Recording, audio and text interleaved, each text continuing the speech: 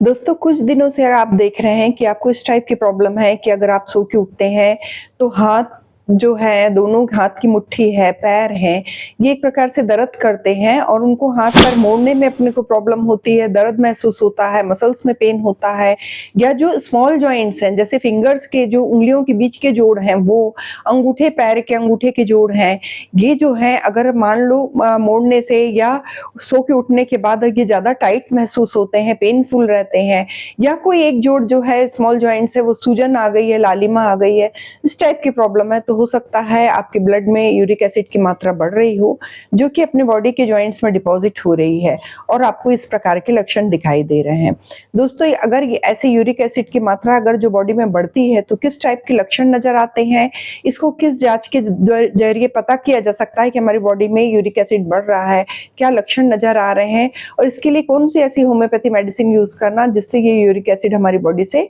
Dissolve हो जाए। आज की वीडियो में दोस्तों मैं आपको यही बताऊंगी। Hello everyone, welcome to my channel. दोस्तों यदि आप मेरे चैनल पे नए हैं या अभी तक के सब्सक्राइब नहीं करे हैं तो इसे जरूर सब्सक्राइब कीजिए और बेल आइकॉन में ऑल के ऑप्शन को जरूर प्रेस कीजिए ताकि आने वाले जितने मेरे वीडियो हैं उनके नोटिफिकेशन आप तक के पहुंच सके।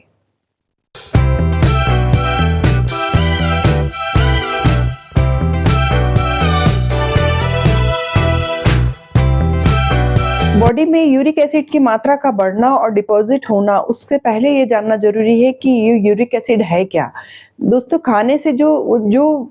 फूड अपन ले रहे हैं उससे यूरिक एसिड एक हमारी बॉडी के लिए एक वेस्ट प्रोडक्ट है जो कि हमारी बॉडी में बनता है और वो ब्लड के साथ मिक्स होकर सर्कुलेट होता है, लेकिन किडनी इसका फिल्टर करके यूरिन के थ्रू इसको शरीर से बाहर कर देती है। लेकिन अगर अपनी बॉडी में ये जो प्रोसेस है, जो नॉर्मल प्रोसेस है, ये नहीं हो पा रहा है और ये इसके जो क्रिस्टल के रूप में ये आपके जॉइंट्स में डिपॉजिट हो रही है, तो ये यूरिक एसिड का डिपोजिशन कहलाता है और ये एक प्रॉब्लम क्रिएट करने लगता है, कुछ लक्षण आपकी बॉडी में दिखाने लगता है जिसके कारण हम उनको जो रोज की जो दिनचर्या है ये प्रभावित होती है। इसके साथ ही ये एक डिसीज के रूप में शामिल होने लगता है। पहले स्मॉल जॉइंट्स जो जितने भी शरीर के जितने छोटे जोड़ हैं वो इफेक्टेड हो रहे हैं, फिर देख रहे हैं अपन कि बिग जॉइंट्स है जैसे घुटने की, एल्बो के, ये जॉइंट्स इफेक्टेड होने लगते हैं और मूवमेंट्स करने में प्रॉब्लम होने लगती है, दर्द युक्त रहते हैं, सूजन हो जाती है, लालिमा हो जाती है, फीवर आने लगता है, इस टाइप की प्रॉब्लम आने लगती है। तो ये जो यूरिक एसिड का डिपोजिशन है ये किन कारणों से हो रहा है, इसकी नॉर्मल रेंज क्या है ये जानना जरूरी है। इसकी नॉर्मल रेंज अगर अपन देख रहे हैं कि जो यूरिक एसिड अपने ब्लड में मिक्स रहता है वो अगर मेल में देख रहे हैं तो 2.5 से लेकर 7.0 तक के mmDL इसकी जो नॉर्मल रेंज रहती है, और फीमेल्स में देख रहे हैं तो 1.5 से लेकर 6.0 तक के mmDL जो नॉर्मल रेंज है इसकी, ये हमारे ब्लड में मिक्स रहती है। लेकिन जब ये नॉर्मल रेंज क्रॉस करने लगती है, बढ़ने लगता है, जो कि बहुत से कारणों से हो सकता है, लेकिन ये नॉर्मल रेंज जब बढ़ जाती है तो इसको अपन को ब्लड टेस्ट के जरिए या यूरिन टेस्ट के जरिए इसको कंफर्म करना पड़ता है और ये बहुत आसानी से हो सकता है। लेबोरेटरी में अगर आप यूरिक एसिड ब्लड टेस्ट करके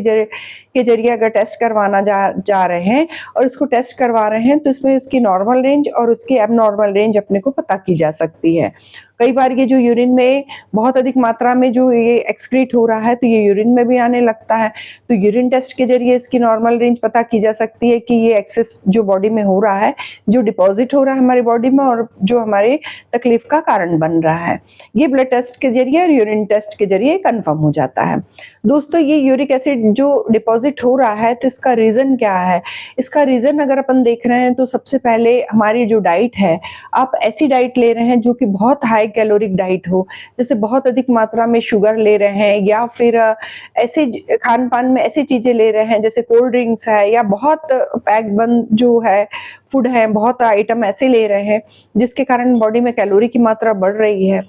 एक कारण ये हो सकता है आपकी यूरिक एसिड बढ़ने का। सेकंड रीजन हो सकता है कि आपको डिहाइड्रेशन की प्रॉब्लम हो, पानी आप इंटेक बहुत कम कर रहे हैं जिसके कारण ये किडनी के थ्रू फिल्टर नहीं हो पा रहा है और बॉडी में डिपॉजिट होने लग रहा है। दूसरा रीज़न अगर अपन ये देख रहे हैं कि ये भी कारण हो सकता है कि आप कुछ ऐसी मेडिसिन्स ले रहे हों, जो कि आपके लिए पहले से जो इम्यून सप्रेशन जो ड्रग्स रहती हैं, जैसे अगर आपको डायबिटीज़ की प्रॉब्लम है या थायराइड की प्रॉब्लम्स है या कोलेस्ट्रॉल की मेडिसिन ले रहे हैं, तो ये यूरिक एसिड का डिपोज़िशन जो है नेचुरली जो बॉडी में होने लगता है या जॉइंट्स में इसका जमाव शुरू हो जाता है। ये मेडिसिन्स के साइड इफ़ेक्ट के रूप में हो सकता है। या फिर आपकी किडनी ही जो है सही मात्रा में इसका फ़िल्टर नहीं कर पा रही है, किडनी का जो प्रोसेस है जो फ़ंक्शन है फ़िल्टर का, वो कम हो गया है, उसमें किसी प्रकार की प्रॉब्लम है जिसके कारण ये यूरिन के थ्रू बॉडी में से एक्सक्रीट नहीं कर पा रही, जिसके कारण ये अपने जॉइंट्स में डिपॉज़िट होने लग रही है और वो आपको पेन का कारण बन रही है। तो ऐसे बहुत सारे रीज़न हैं, या जो बहुत अधिक मात्रा में नॉन-वेज यूज़ कर रहे हैं, जैसे रेड मीट वगैरह बहुत अधिक मात्रा में जो यूज़ करने वाले रहते हैं, या अल्कोहलिक पेशेंट रहते हैं जो कि बहुत अधिक मात्रा में अल्कोहल का यूज़ कर रहे हैं, जिसके कारण ये जो यूरिक एसिड की जो मात्रा है ये बॉडी में बढ़ती जा रही है और बॉडी के ऑर्गन्स जो हैं कमज़ोर होते जा रहे हैं, जिसके कारण ये प्रॉब्लम आपको आ रही है कि यूरिक एसिड ब्लड में बढ़ने लग रहा है या जॉइंट्स में डिपॉज़िट हो रहा है। जब ये मात्रा बढ़ने लगती है और जो पेनफुल कंडीशन रहती है, ये गाउट के नाम से भी जानी जा सकती है, यूरिक एसिड की मात्रा, या वात रोग भी अपन जो जनरली बोलते हैं, तो ये एक कारण हो सकता है कि जो यूरिक एसिड के डिपोज़िशन का कारण हो सकता है। दोस्तों, इसके लिए प्रिकॉशन लेना भी बहुत ज़रूरी है कि इन चीज़ों पे ध्यान दें और अपना समय पे अगर टेस्ट करवा रहे हैं, बॉडी में पेन बना हुआ है या स्मॉल जॉइंट्स में बहुत दिनों तक ये लक्षण नज़र आ रहे हैं, तो समय पे लेबोरेटरी से टेस्ट करवाएँ और ये कन्फर्म करें कि आपको यूरिक एसिड की प्रॉब्लम तो नहीं है, या नॉर्मल रेंज से ये बढ़ रहा है तो ये बॉडी में डिपॉज़िट हो रहा है। तो अगर आपको इस टाइप की प्रॉब्लम अगर क्लियर हो गई है कि हमको यूरिक एसिड की प्रॉब्लम है, तो इसके लिए जो होम्योपैथी की मेडिसिन्स हैं कुछ, उसको आप यूज़ कर सकते हैं। जैसे सबसे पहले नक्स वोमिका जो मेडिसिन है, अल्कोहलिक पेशेंट में जनरली बहुत अधिक मात्रा में जो है यूरिक एसिड की डिपोज़िशन की प्रॉब्लम पाई जाती है। इसीलिए जो नक्स वोमिका मेडिसिन है, वो जितनी भी मेडिसिन्स हैं वो साइन सिम्पटम्स बेस पे ही अपना वर्क करती हैं, लेकिन नक्स वोमिका मेडिसिन है जो 4 बूंद अपने को रात को सोते समय लेना है, ये अल्कोहलिक पेशेंट के लिए ही यूज़ करना है, जो कि बहुत सेडेंटरी लाइफ़स्टाइल है उनकी, बहुत आरामदायक जीवन है, बहुत अधिक मात्रा में नॉन-वेज यूज़ कर रहे हैं या बहुत अधिक मिर्च मसाले वाले या बहुत अधिक जो फैटी फूड हैं वो यूज़ कर रहे हैं, साथ में ड्रिंक्स ले रहे हैं। तो ऐसे लोगों के लिए नक्स वोमिका जो मेडिसिन है वो 200 पोटेंसी में लेना है, उसकी 4 ड्रॉप अपने को रात को सोते समय लेना है। और मॉर्निंग के समय में अगर अपन देख रहे हैं कि बेंजोइक एसिड जो होम्योपैथी की मेडिसिन है, उसकी 4 ड्रॉप लेना है। ऐसे लंबे टाइम तक के अगर आप यूज़ कर रहे हैं, 2 से 3 महीने तक के आप यूज़ कर रहे हैं, तो धीरे-धीरे आप फिर से टेस्ट करवाएँगे तो देखेंगे कि नेचुरली जो यूरिक एसिड है आपके पहले की रिपोर्ट में और अभी की रिपोर्ट में चेंज आने लगता है। और बेंजोइक एसिड जो है, ये इसके जो सिम्पटम्स हैं, ये भी ऐसे रहते हैं कि यूरिक एसिड का डिपोज़िशन तो रहता ही है, साथ में यूरिन में बहुत फाउल स्मेल आती है। यूरिन में जो अगर स्मेल की प्रॉब्लम है, बहुत अधिक मात्रा में एसिड की जो स्मेल आ रही है या अजीब सी स्मेल आ रही है, तो उसमें ये पेशेंट को बेंजोइक एसिड जरूर यूज करना चाहिए, जो कि 4 ड्रॉप्स है मॉर्निंग में 200 पोटेंसी का, और नाइट के समय सोते समय है जो नक्स वोमिका 4 जो ड्रॉप्स है 200 पोटेंसी की, ये कंटिन्यू यूज करेंगे अपन 2 से 3 महीने तक के, तो इसमें चेंज आने लगेगा और ये पेशेंट सही होने लगेगा।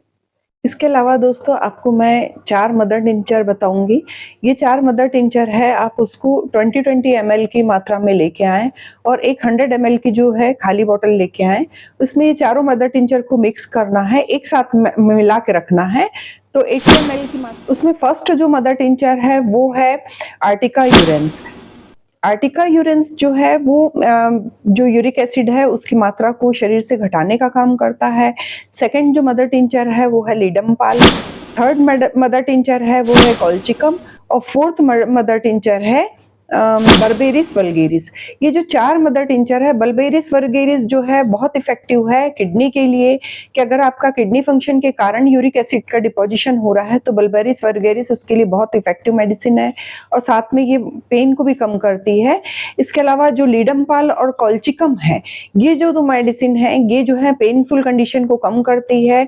इन्फ्लामेशन को दूर करती है, क्योंकि यूरिक एसिड के कारण, यूरिक एसिड के क्रिस्टल के डिपोजिशन के कारण बहुत अधिक पेनफुल की कंडीशन रहती है, इन्फ्लेमेशन रहता है, सूजन रहती है, जो भी जोड़ इफेक्टेड हुए हैं उसमें बहुत अधिक पेनफुल कंडीशन रहती है, तो लीडमपाल और कॉल्चिकम ये 2 मेडिसिन जो है इनके मदर टिंचर हैं, ये पेन की कंडीशन को कम करेंगे, सूजन कम करेंगे और जो है मूवमेंट्स को बनाने में, अपने जो बॉडी की मूवमेंट्स है उसको बनाए रखने में मदद करेंगे। जबकि वल्गेरिस वल्गेरिस जो है एक प्रिवेंटिव मेडिसिन का भी काम करती है कि जो कि यूरिक एसिड के क्रिस्टल को डिपॉजिट होने से रोकती है, साथ में किडनी के फंक्शन को सही करती है। आर्टिका यूरेंस है ये तो जितने भी अपना यूरिक एसिड के जो क्रिस्टल है उसको गलाने का काम करती है। इस प्रकार ये जो 4 मदर टिंचर हैं इनको इक्वल क्वांटिटी में लाना है और एक बोतल में इसको रखना है और जब भी यूज करना है तो इसकी जो सब चारों मेडिसिन को मिलाई हुई जो मेडिसिन है, एक जो 100 ml की बोतल में, उसमें से 20 ड्रॉप लेना है अपने को आधा कप कुनकुने पानी में